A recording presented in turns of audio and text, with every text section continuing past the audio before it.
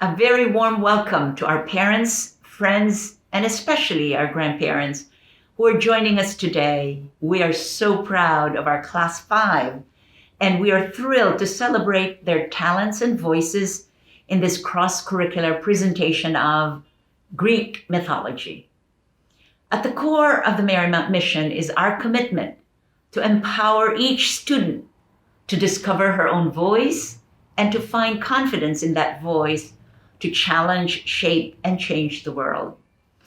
Even in this very challenging year, we are delighted that our Class 5 girls have been able to explore the richness of their Greek mythology unit during their history, language arts, music, visual arts, and drama classes. The students today will reenact some of their favorite Greek myths, and they have added their own special touches as they bring the gods and goddesses of Mount Olympus to Marymount. You will see the visual and performing arts together in action through their beautiful character self-portraits, song, dance, strong public speaking skills, and acting skills. Mythology is the third of 6 interdisciplinary units during their years in lower middle and upper middle school. And these are designed to keep our students' voices strong and to empower them to communicate effectively with confidence and joy. We're so proud of each and every one of our girls and their excellent work. And ladies and gentlemen, we are thrilled to be able to share our presentation with you and give you a glimpse into the dynamic and exciting curricular work which fill our days at Marymount. Let the show begin.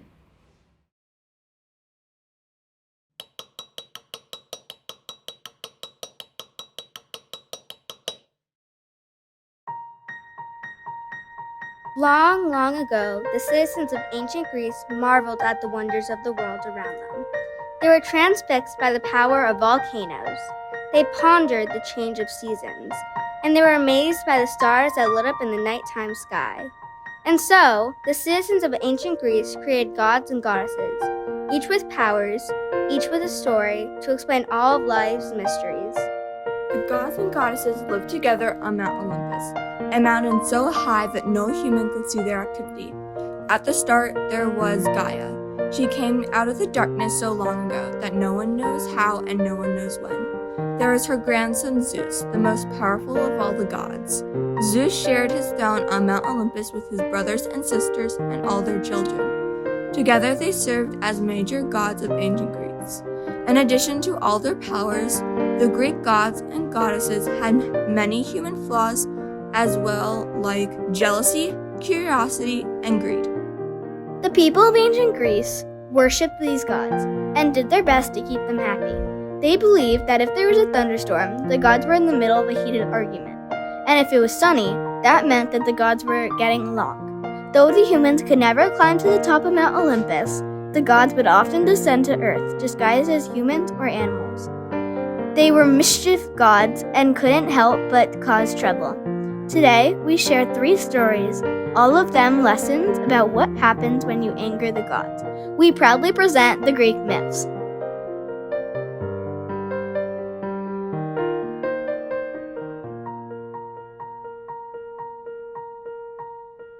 The myth of Arachne. Athena was the daughter of Zeus. After Zeus swallowed her mother, the goddess Medes, Athena sprang forth from her father's head, fully grown and wearing the armor and helmet that her mother had made while inside Zeus's body. Athena was wise and strong, the goddess of wisdom and Zeus's favorite child. My dear Athena, you are my most treasured child. I'll grant you any wish you desire. Simply ask, and it shall be so.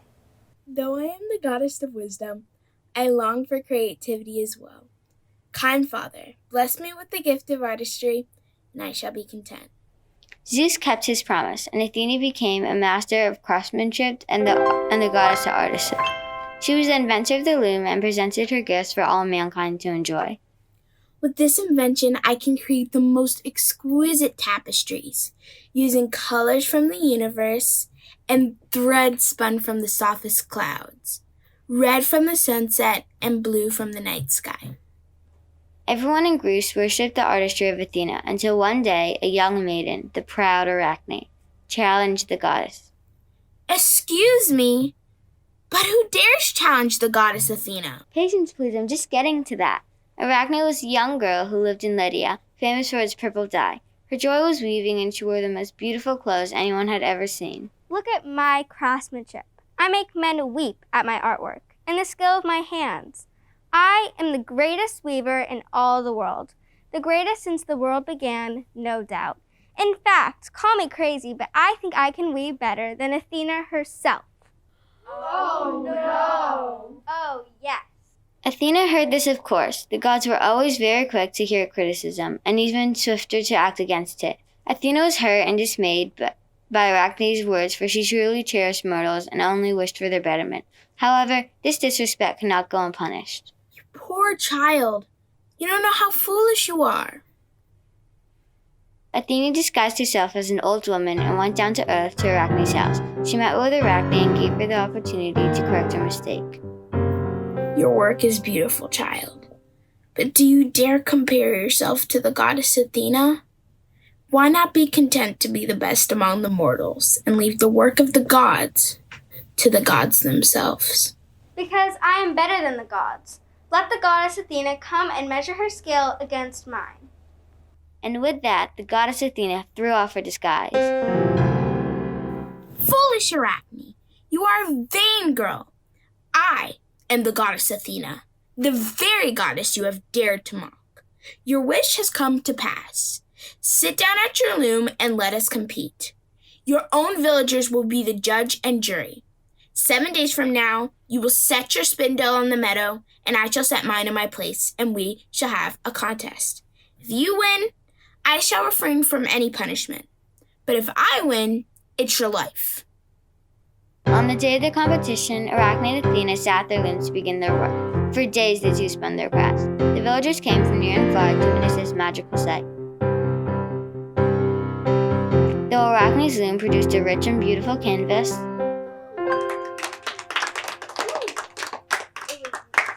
it was no match for the goddess Athena, who have seen to weave the very sky into her fabric.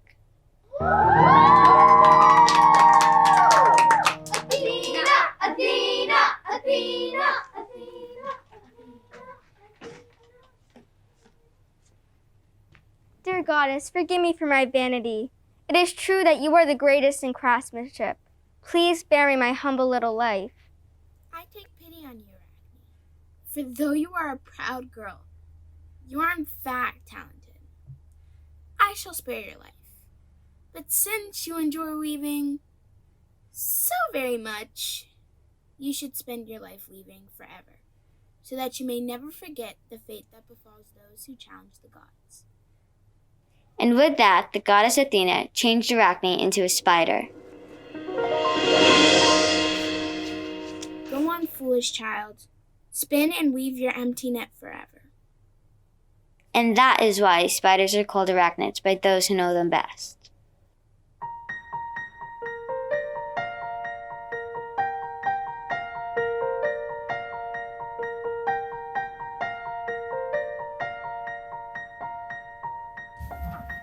The myth of Io. The grandest and loudest arguments on Mount Olympus always took place between Zeus and his wife Hera. Hera was the most powerful and splendid of all the goddesses. Oh, stop, narrator. You're too much. But she was also the most jealous of the goddesses, and she was fiercely suspicious of her husband.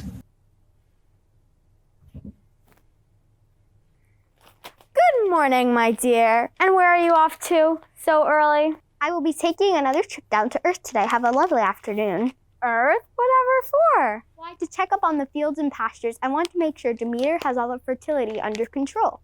Will you be long? No longer than usual. See that Mount Olympus is taken care of in my absence. Hera was not fooled by her husband, and knew his trips to Earth were to visit his many mortal wives. For Zeus, as the mightiest of gods, made it a priority to have many children. The more children Zeus had, the more powerful his reign would be. Hera decided right then and right there that she would put a stop to it. I'll follow him this time, and my wrath will be felt on all the land. In truth, Hera's suspicions were well-founded. On this particular day, Zeus had decided to visit one of his wives, a beautiful mortal named Io. My dear Io, you are the most beautiful of all my mortal wives. And you are the mightiest of all the gods. How privileged I am to be your wife. Their polite conversation was interrupted when Zeus noticed Hera in the distance, fast approaching, the fire of rage burning in her eyes. Io, forgive me for what I am about to do. And with that, he quickly turned Io into a cow. Excuse me? What did you say?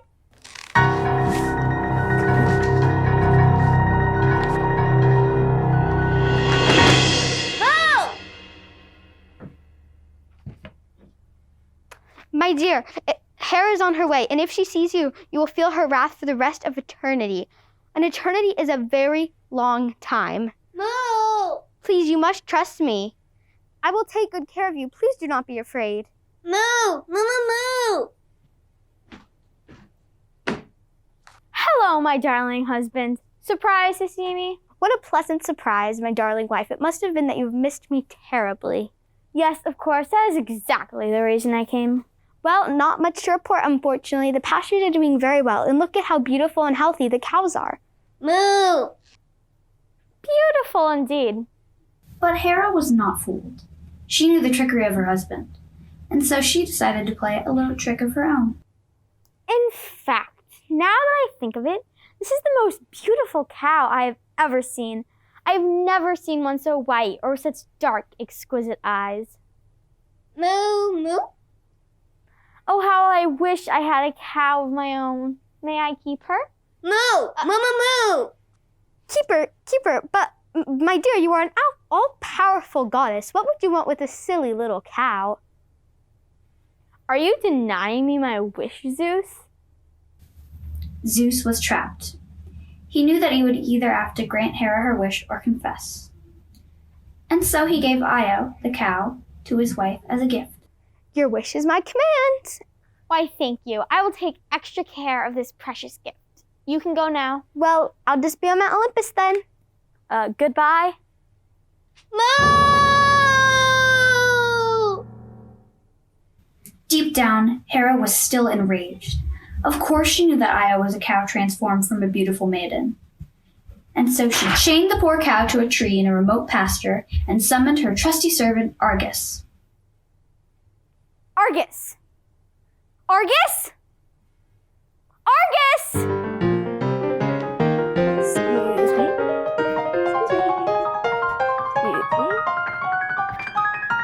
Argus at your service. Argus, I need you to keep your eyes on this cow. Are you up to it? Am I up to it? I'm the greatest watchman in all the land. Have you noticed? I have 100 eyes covering my entire body. I never shut more than half of them at a time, even when I'm asleep. Well, from now on, you're not to shut a single one or turn any away from this cow. Cow? What cow? I don't see any cow. Are you sure there's a cow in this pasture? Right here. Ah, yes, haha, right in front of me. Maybe I should get my eyes checked. Get it? Sorry, so sorry. Trust me. Ah, yes, I've got my eyes on it. Poor Io. She was trapped, forced to walk on all fours, moo, and eat grass for the rest of her life. Moo! Meanwhile, Zeus took pity on poor Io, but fear of his wife's wrath prevented him from daring to help her. At last, he called for his son Hermes, the official messenger of the gods, and the craftiest of all of his children. Hermes, Hermes, Hermes!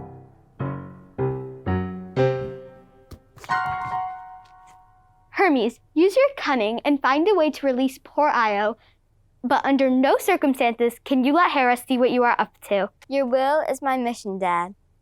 And so Hermes traveled to Earth and disguised himself as a shepherd. He walked up to Argus and Io, playing a beautiful tune upon his shepherd's pipe. Argus, having nothing to do but watch a cow all day, was delighted to hear some music. Welcome, welcome, my friend. Boy, are you a sight for sore eyes. I am a tired old shepherd. I have been traveling for many days. May I rest by you for a while and keep you company? Do. Please do. Tell me, good shepherd, where are you from? It's funny you should ask. Where should I start? Many years ago. Hermes began to tell Argus a long and boring story. And then I counted all the grains of sand on the shore. 1, 2, 3, just to see how many there were. 4, 5, 6. It had no point and no end, and one by one, each of Argus's eyes began to sleep. That's when I started watching this tiny slug. It moved very slowly, inch by inch by inch. And after a long while, the last of Argus's many eyes finally shut. Hermes had bored him to death. Once Argus's eyes were no longer watching, Hermes threw off the disguise and quickly freed Io.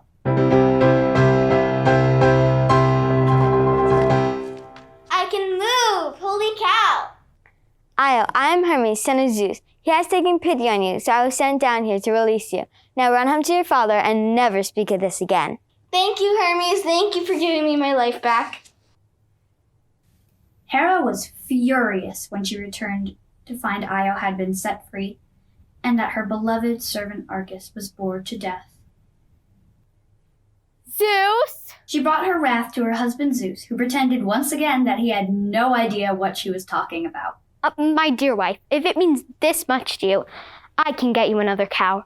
Hermes, please go fetch my dear wife another cow. I don't want another cow. I wanted that one. And if I ever find proof that you two are up to this, you will pay dearly. And my dear Argus, so that you will never be forgotten, I will place your 100 eyes and put them on the tail of a peacock. From this day forward, it will remain the most beautiful bird on earth. And that is how the peacock inherited its colorful feathers.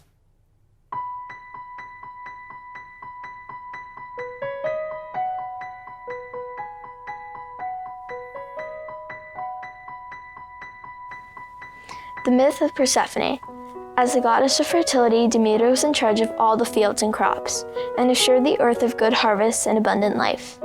Zeus was very fond of Demeter and appreciative of all she did for the earth, and so he made Demeter his wife. Together they had a beautiful daughter who they named Persephone. Persephone brought Demeter so much joy that she never let her daughter out of her sight. When Demeter went to earth to look after the fields and trees, she brought Persephone with her. Come, Persephone, my cherished child. Let us sprinkle the flowers with the dewdrops of heaven. Persephone was raised among the flowers and was even told that she looked like a flower herself. It was she who named all the flowers in the world. Since you are as bright as the sun, I shall name you Sunflower. You are as delicate as the wind, I shall name you Daisy. She would dance and laugh at the fields, and with her laughter came much happiness and sunshine from the gods. And it was this laughter that caught the attention of Hades, the god of the underworld. Who dares wake me up in the middle of my beauty sleep? Now, Hades was known to be a gloomy and grumpy god, and one who kept mostly to himself, hidden in the caves of the underworld. But hearing the laughter of Persephone suddenly stirred love in his heart. What is this strange feeling that has come over me? Why is my frown turning upside down? I feel happy. Oh, how I wish I could have this girl as my wife, to live with me in the underworld and bring her laughter to my tedious day. But Hades knew that Demeter would never part with her beloved daughter, and so he devised a mischievous plan to capture the beautiful girl. Mother, the sun is so high in the sky today. Please let me go gather flowers in a meadow. My child, you know I desire to grant you every last request, but there's more danger in the world than your young heart can know. Please, Mother, I promise I will return before dark. Oh, the flowers are so beautiful and plentiful. I want to make the most beautiful crown for you. Very well, but do not travel too far or rest behind the trees where I cannot see you. Thank you, Mother. I will do as you say. But in her excitement, Persephone forgot to heed her mother's warnings, and she strayed too far for her mother to see her. Closer, closer, closer. And here, in the flattest part of the meadow, the ground split open. In an instant, Hades reached up from the underworld and snatched the girl, dragging her down below. Ah! The ground quickly covered up the hole and silence fell upon the land. Demeter realized instantly that something was wrong and called out urgently for her daughter. Persephone? Persephone! Come back, Persephone! Where are you? Persephone vanished without a trace, and Hades led the frightened girl to his home in the underworld. Don't be afraid, Persephone. You will be happy here. How can I be happy in a home such as this, where the sun will never touch my skin? I will give you any gift your heart desires. I will give you a throne of black marble and all the jewels you could ever want. You shall be queen of the underworld. I have no use for cold jewels. I love the warmth of the summer air and the delicacy of the flowers. They are my jewels. I don't want to be the queen of the underworld. I want to be with my mother. Enough complaining. What's done is done. You must remain with me now and time you'll grow to be happy here. This might take longer than I thought. In the meantime, Demeter had talked with all the birds and discovered what happened to her precious daughter. Enraged, she went to the god Zeus. You know, I've been especially fond of you, Demeter. I oblige the earth with rain whenever your fields are thirsty. But what is it you ask of me now? Your brother, Hades, has stolen our daughter and dragged her down to the underworld to be his queen. You must rescue her immediately. Justice must be had. Please calm yourself. Though we've had our differences, Hades is a powerful god and will make a good husband for our daughter. I cannot make such a demand of my own brother. But he has stolen her unfairly. I must admit, his wooing was a little abrupt, but she'll be taken well care of. Anyone but Hades. Persephone is a flower child, daughter of the morning. No ray of sunlight ever pierces that dark hole he calls his kingdom. She will wither and die. Don't be so absurd. She's the daughter of Zeus. She will survive. And with that, Zeus dismissed his wife, tired of her pleading. But Demeter's sorrow was uncontrollable, and she wept day after day for her daughter. Weeks passed, and Zeus began to receive complaints from the mortals. Crops were dying, soil was dry, and no buds were blooming. I realize that I may not have been entirely fair. Can we find some compromise? As long as my daughter's away, I will weep, as I am the goddess of fertility. While she is gone, nothing will grow. No tree will bear fruit, no grass will spring. I will weep, and the earth will go as dry and shriveled as my heart. Somehow, I don't think that's going to ease the mortals. Very well, she'll be allowed to leave Hades as long as she's not eaten the fruit of the underworld. If she has, you understand there's nothing I could do. She'll have to remain there forever. I'll send Hermes to go rescue Persephone and bring her home to you. I am certain she has not eaten. Her soul will be too heavy to eat. But in fact, Persephone had been growing weak with hunger. And though nothing grew in the underworld, there was one single tree that bloomed in Hades' garden. Come, Persephone, and taste of my pomegranate tree. I'm sure you've never tasted such sweet, juicy fruit before. That is very generous to share your fruit of your only tree. Perhaps I underestimated you after all. In truth, the cunning Hades knew that once she had taken a bite from the pomegranate, she would never be able to return home to Earth's surface. Eat it, eat it, eat it. 1, 2, 3, 4, 5, 6. Persephone had eaten 6 seeds when Hermes finally arrived to take her back to Earth. Persephone, your father Zeus has declared that you are to return to your mother. Come with me and I shall bring you home, where lands bloom under the blessings of the sun. Thank you, Hermes. I knew my mother would not leave me here for eternity. But Hades interrupted before their departure. Not so fast, my friends. Persephone has eaten of the fruit of the underworld. Since she ate 6 seeds, she must remain with me for 6 months of the year. She may return back to Earth for now, but I will be seeing you again soon, my dear.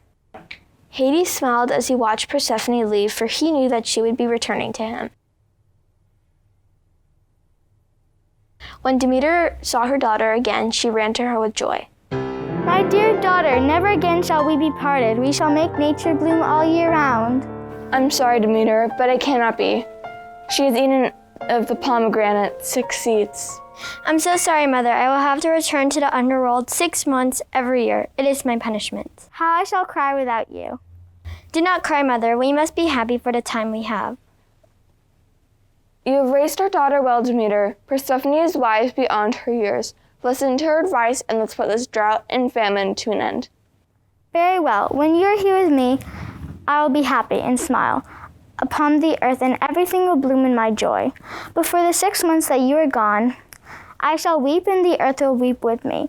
During that time, nothing shall grow, and the earth and the land shall become as dry and hard as my heart. And that is why there are seasons, and why summer and winter are as they are. For when Persephone returns to her mother in the spring, the sun shines, and when she returns to Hades in the fall, the earth must sleep under frost.